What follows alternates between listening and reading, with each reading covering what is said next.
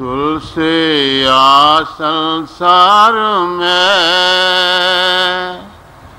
पांच रतन है सार। साध संगत सत गुरु शरण दया दीन उपकार। दया दीन उपकार। तो ये जो आप वाणी सुन रहे हैं, ये रब्बी वाणी, ये उस महापुरुष की वाणी है। उनकी खुसूसियत ये थी कि वो सागर को गागर में भर देते थे। एक पंक्ति में इतना कुछ कह जाते थे कि जो ग्रंथों के ग्रंथों में भी नहीं कहा जाता। तो ये देखिए कि वो हमें क्या समझा रहे हैं। तो ये बता रहे हैं कि संगत वहीं होती है जहाँ गुरु होता है, और गुरु वही है जो अंधेरे में रोशनी कर दे, जो हमें ज्योति और श्रुति का जाति अनुभव करा दे। तो ये कहते हैं कि हम अपना वक्त व्यर्थ जाया कर रहे हैं, हमें गुरु की संगत या साध संगत की सेवा करनी चाहिए। क्योंकि जो सत्संग होता है, इसकी तारीफ यह की गई है कि सत्संग होते जानिए जिथे को नाम बखानी। और वैसे भी फारसी वाले हमारे कहते हैं कि एक घड़ी की जो सोबत है संतों की, वो 100 साल की ऐसी इबादत कि जिसमें हमें किसी महापुरुष की छत्र छाया नहीं मिली है, उससे बेहतर है। उन्होंने कहा है कि हम नशीनी साते बाओलिया बेहतर 7 साल का फेरे। तो इसी के मुतालिक वो ये बता रहे हैं कि अनुभव मानिक पारखी जौहरी आप जनंद, कि असल में जो है जौहरी भी कौन होता है। हम रोज ज्वेलर के बोर्ड पढ़ते हैं, असली जो ज्वेलर है वो वही है जिसने जीवन में अपने आप को जीता है, जिसने mystery of life and death को हल किया है, और जिसने इसी जीवन में हमेशा के लिए मुक्ति हासिल कर ली है। तो इस लिहाज से जो संत होते हैं वही असली जौहरी होते हैं, और उन्होंने अपनी जिंदगी का जो निर्णय है वो हमें समझाने की कोशिश की है। यह निर्णय है असत और सत का निर्णय।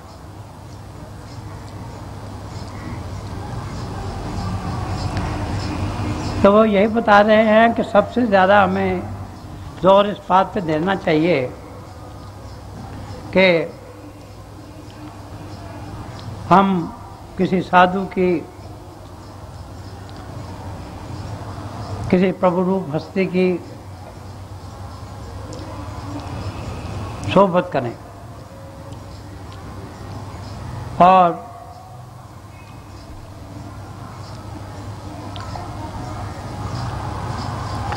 साथ जो है, जैसा कि मैंने आपको बताया है, गुरबानी में साथ को पूर्ण गुरु के रूप में भी बयान किया गया है। और फिर वो यही बताते हैं कि हमारे दिल में एक ही तमन्ना होनी चाहिए, एक ही ख्वाहिश होनी चाहिए, एक ही हमारा आदर्श होना चाहिए। और वो क्या होना चाहिए? वो आदर्श हमेशा की ज़िंदगी होनी चाहिए, हमारी आत्मा और परमात्मा का मिलाप होना चाहिए, और बस एक ही ख्वाहिश होनी चाहिए, एक भरोसो, एक बल, एक आश विश्वास। तो उसके पाने में जो हमारा सद्गुरु है या फिर जो उसकी संगत है, क्योंकि जब सद्गुरु की संगत में हम जाते हैं वहाँ तो सद्गुरु की बात होती है, उसी की दया की बात होती है। यह बात होती है कि रूहानियत के खजाने किस तरह से लुटाता है, किस तरह से हमारी संभाल करता है, इस जहान में भी संभाल करता है और अगले जहान में भी संभाल करता है। और फिर मज़े की बात ये कि वो इसके लिए हमसे कुछ लेता भी नहीं है। हमारे महाराज जी हजूर पुरनूर संत कृपाल सिंह जी महाराज अक्सर फरमाया करते थे कि like all other gifts of nature, spirituality is also a gift of nature and it should be given free.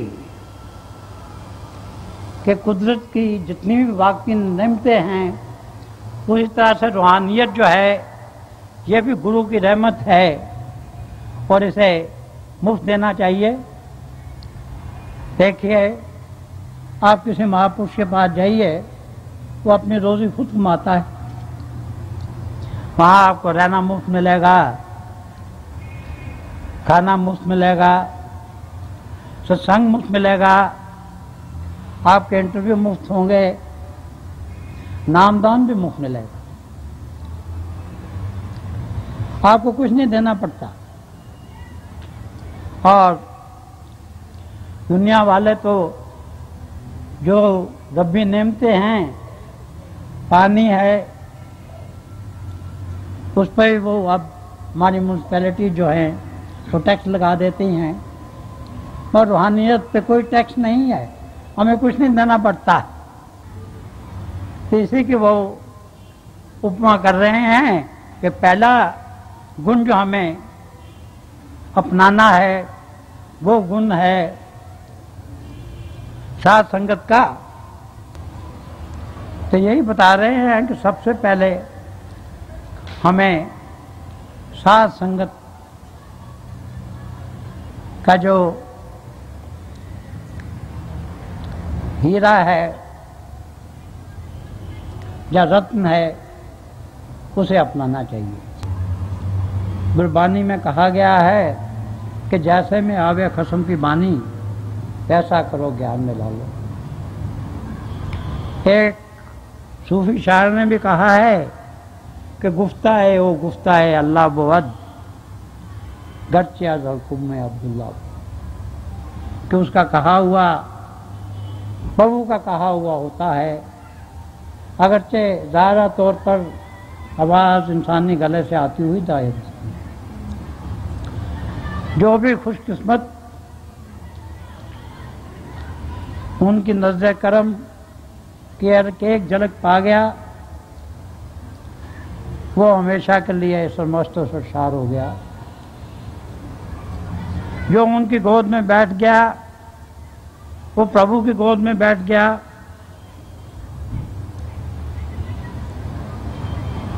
और वो तो खुद प्रभु रूप होते हैं। और एक अजीब बात है, मौलाना रूम ने कहा है कि कैसी अजीब बात है कि वो परमात्मा, वो खुदा, वो वाहेगुरु जो दोनों जहानों में नहीं समाता, एक मोमिन के दिल में आके समा जाता है। और फिर इकबाल ने कहा है कि नगाहे मर्द मोमिन से बदल जाती हैं तकदीर।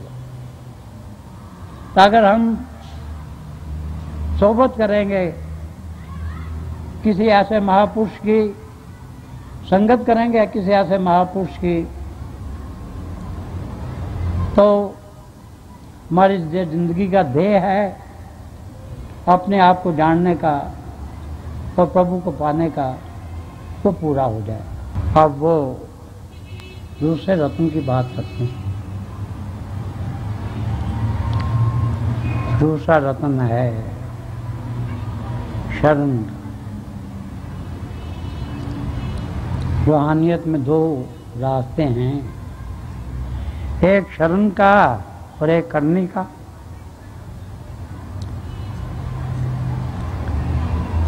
जैसे प्रभु को पाने के भी बहुत से रास्ते हैं,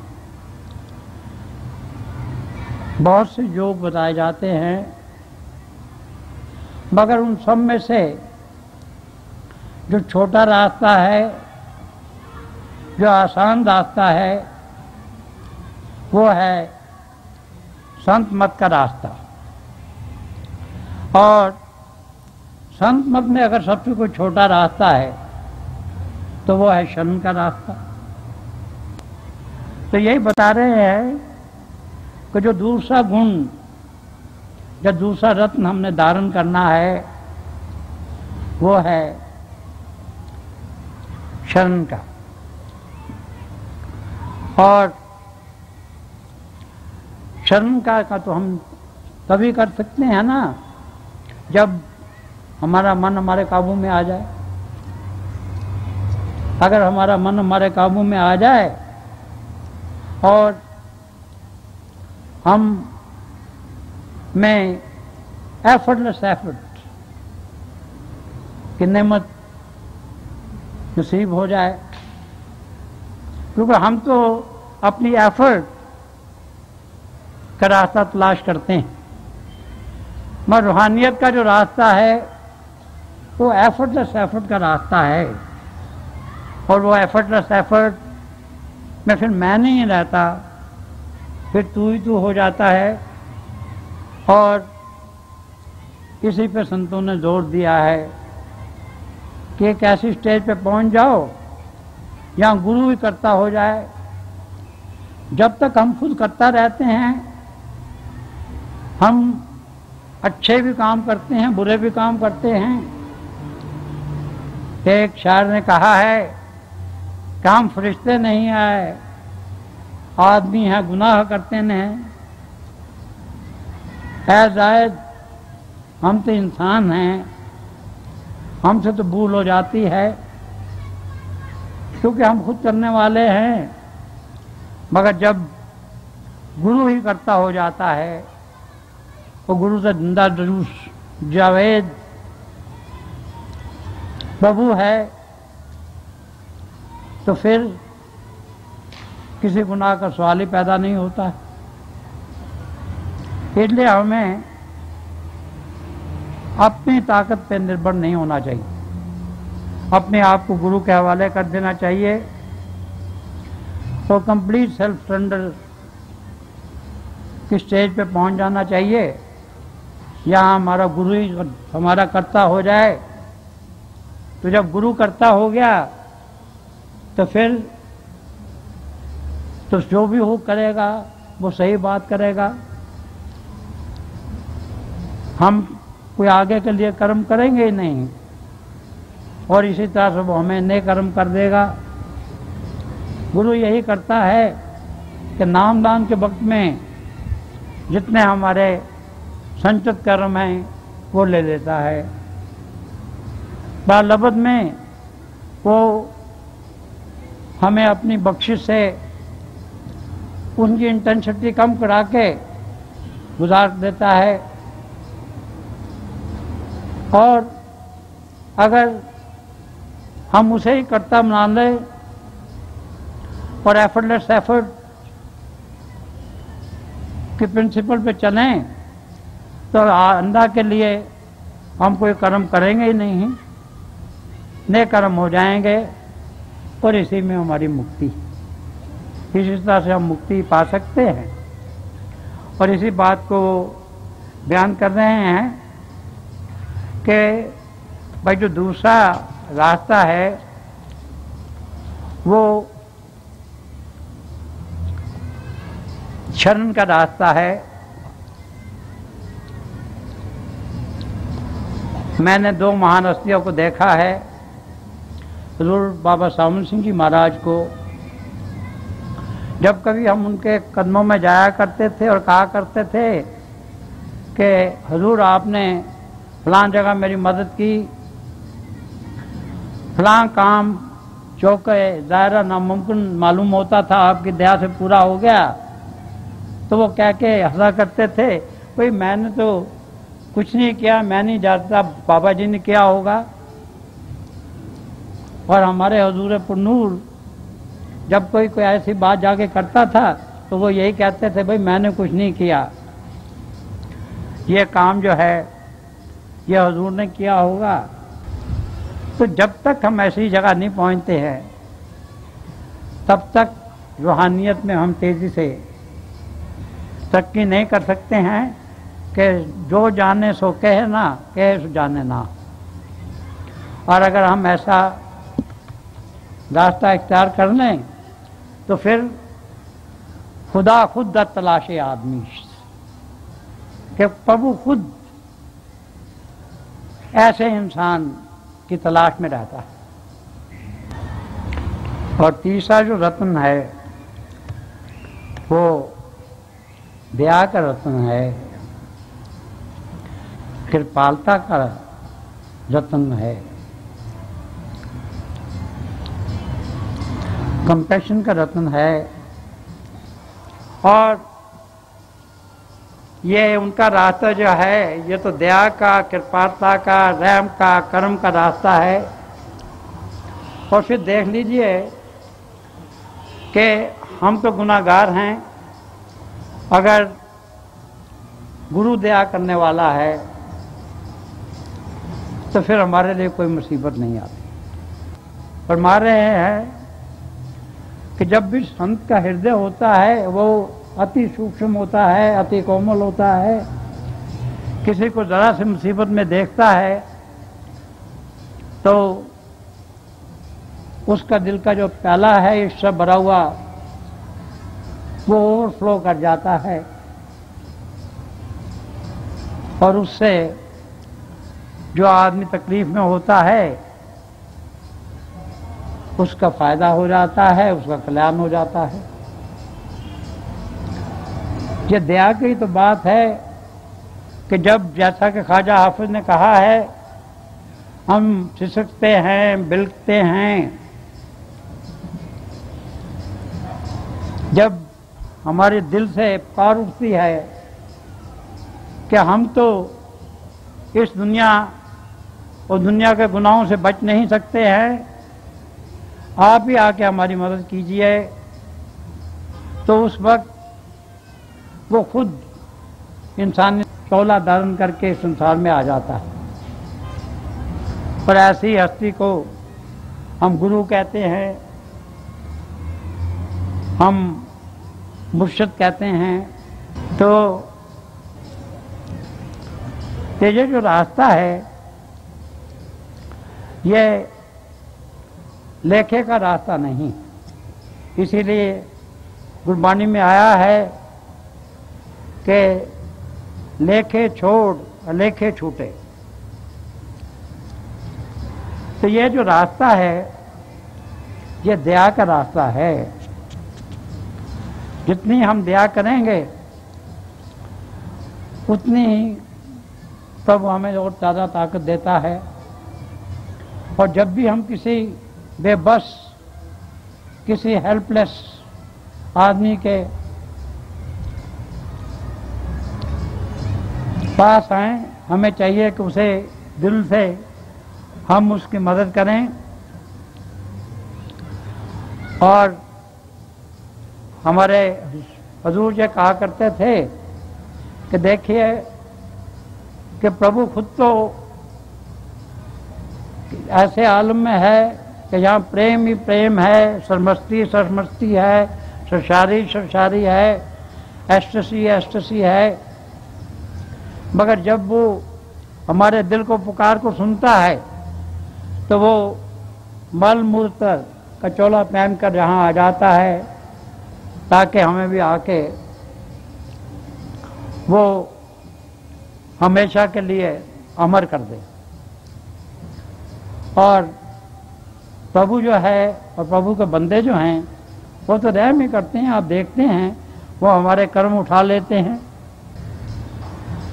मगर ये तो बड़ी खुशी से ये सब चीज़ें जो हैं ये हमारे लिए अपने ऊपर ले लेते हैं और हमें पता नहीं चलने देते कि कितने हमारे कर्म वो अपने ऊपर लेते हैं। तो वो तो रहीम होते हैं, हम पर दया करते हैं और यही जो दया है यही हमें अपने आप में अपनानी चाहिए। ये जो दया का रत्न है, अगर इसके हम आभूषण पहनेंगे तो हम अवश्य अपने ऐसे वर को जो कि अविनाशी होगा पा जाएंगे। अब जो चौथा रत्न है वो दीनता का रत्न है। Humility first, humility second and humility last. मैंने इन दो महापुरुषों को देखा है, वो इतने दीनता के मालिक थे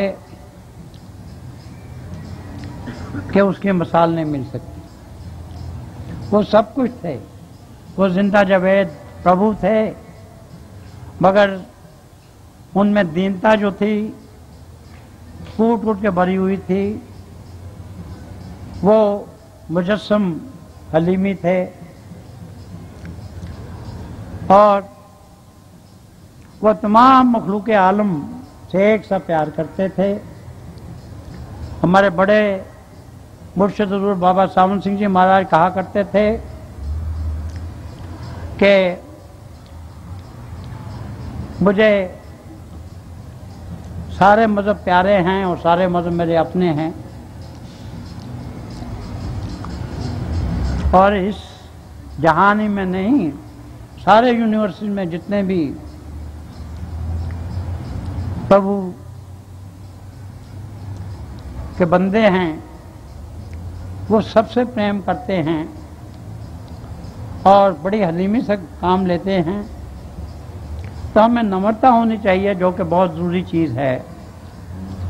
और नम्रता का मतलब फिर यही है कि it should be a negation of ego, कि हम में ये जो खुदी है ये नहीं होनी चाहिए, क्योंकि हम एक बार एक अच्छा काम करते हैं तो हम उसे 100 बार लोगों को फिर सुझाते हैं कि हाँ मैंने ये अच्छा काम किया है, तेरा ये काम बनाया है।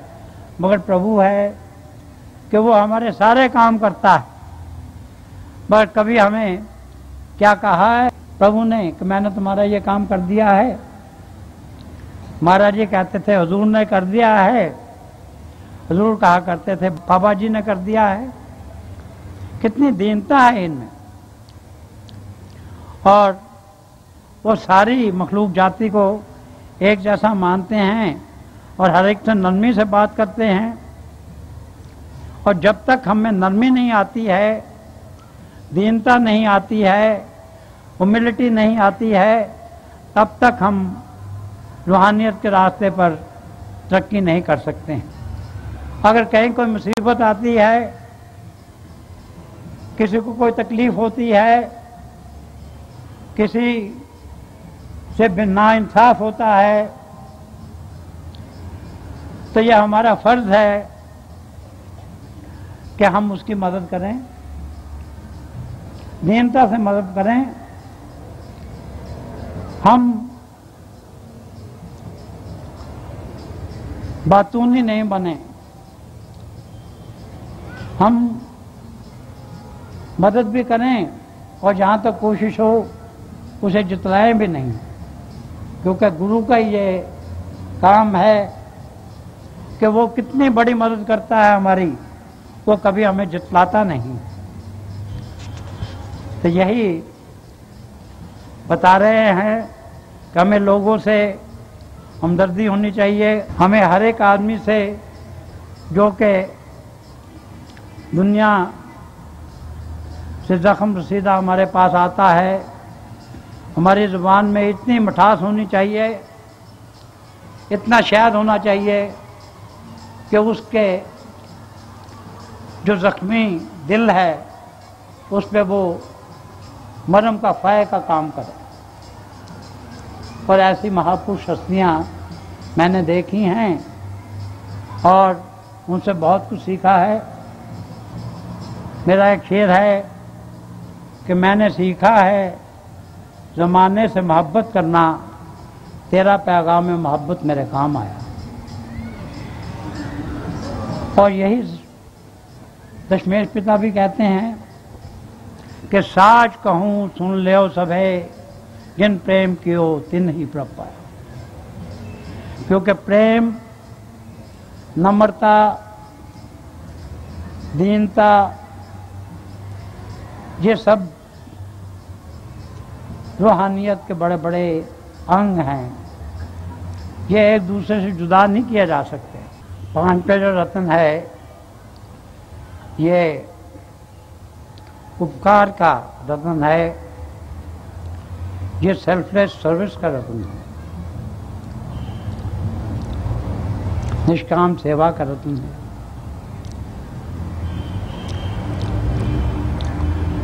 अब देखिए, अगर हम किसी भी महापुरुष के जीवन को लें तो वो एक निष्काम सेवा की लड़ी होती है। हमें तुलसी साहब यही बता रहे हैं कि हमें अगर रूहानियत में तरक्की करनी है, अगर हम ये चाहते हैं कि ये जो हमारी ज़िंदगी है इंसानी, जिसे हम अशरफुल मखलूक़ात कहते हैं, नन दे कहते हैं, roof and crown of creation कहते हैं, अगर इसका जो मकसद है सबसे बड़ा वो पूरा हो जाए, और इसका सबसे बड़ा मकसद ये है कि हम अपने आप को जानें और प्रभु को पहचानें, self knowledge and God realization, खुशनासी और खुशनासी, तो उसको हासिल करने के लिए हमें इन 5 रत्नों की ज़रूरत है। जैसा कि विष्णु जी ने कहा था, अगर हम उसी पे अमल करें जो हमें महापुरुष बता गए हैं, हम उसी पे अमल करें जो तुलसी साहब फरमा रहे हैं, हम इसी पे अमल करें, और ये जो 5 खूबियाँ बताई हैं, 5 रत्न बताए हैं, हम इसी के आभूषण जो है हमारे, उनको इसी से सजाएं, तो हमारा जो हमेशा का हमारा जो अनामी और अदली और अबदी हमारा जो पिया है, जिसके मतलब मीराबाई ने कहा है कि मीराबाई सदा स्वागन वर पाया अविनाशी, कि जो अविनाशी वर है, ये अगर हम इन 5 रत्नों से, इन 5 आभूषणों से अपने आप को सजाएंगे, तो हमारा जो हमेशा रहने वाला प्रभु है, मालिक है, वर है, वो हम पे खुश हो जाएगा। और हमारी ज़िंदगी का ये ध्येय है अपने आप को जानने का, प्रभु को पाने का, खुदशनासी का, खुदाशनासी का, सेल्फ नॉलेज का, गॉड रियलाइजेशन का, यह पूरा हो जाए। धन्यवाद।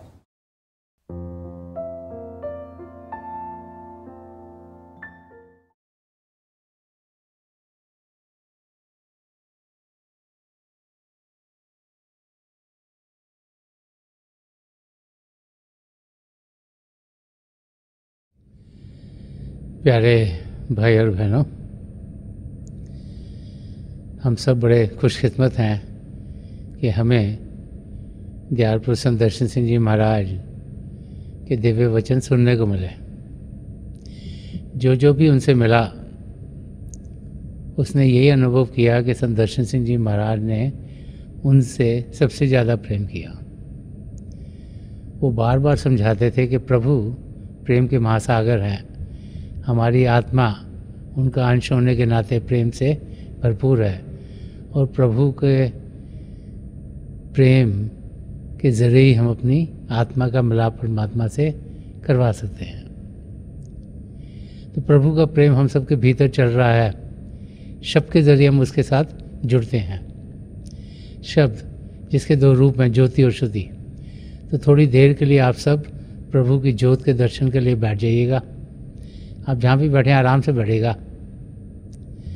अपनी आंखें बंद कर लीजिएगा और जो आपके आई बॉल्स हैं आँखों के डले सीधे सामने होने चाहिए, जैसे कि आप 8 या 10 इंच अपने सामने फोकस हों। आंखें बंद करते ही वो भाई बहन जिन्हें नाम की देन मिली आप सिमरन कीजिएगा। और जो भाई बहन नए हैं वो पिता परमेश्वर के किसी भी नाम का जाप कर सकते हैं। जाप मन ही मन करना है, ऊंचा नहीं दोहराना। आपके सामने रोशनी के चिन्ह दिखेंगे, बड़े ध्यान से जो भी नज़ारे दिखते हैं उसे ध्यान से देखिएगा और आप देखेंगे कि दिन ब दिन जैसे जैसे आप अभ्यास करते चल जाएंगे, आपको अंदर में प्रभु की ज्योति, आसमान, सितारे, चंद्रमा, सूर्य और बहुत से नज़ारे देखने को मिलेंगे। जब हम इन नज़ारों को देखते हैं तो हमें शांति मिलती है, प्रभु के प्रेम का अनुभव होता है और हम अपनी मंजिल की ओर बढ़ना शुरू कर देते हैं। थोड़ी देर में मैं आपको इस अभ्यास से उठाऊंगा और मेरी शुभकामनाएं आप सबके साथ हैं।